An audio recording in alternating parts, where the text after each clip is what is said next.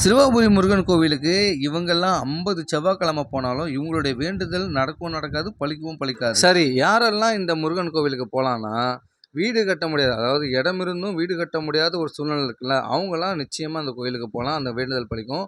வேலைக்காக முயற்சி பண்ணுறீங்களா, ரொம்ப நாளாக நான் வேலைக்கு முயற்சி பண்ணுறேன் சார் அப்படின்னா அவங்களாம் இந்த கோயிலுக்கு போகலாம்.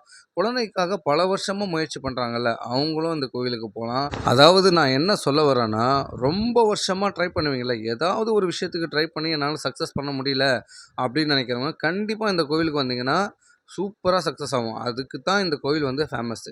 எதுவுமே செய்யாமல் வீட்டில் உக்காந்துக்கிட்டு நான் சும்மா கோயிலுக்கு போயிட்டு வரேன், சும்மா இதை பார்த்துட்டு வரேன் அப்படின்னு நீங்கள் 6 வாரம் இல்லை 50 வாரம் வந்தாலுமே அவங்களுக்கெல்லாம் இந்த பலன் கிடைக்காது.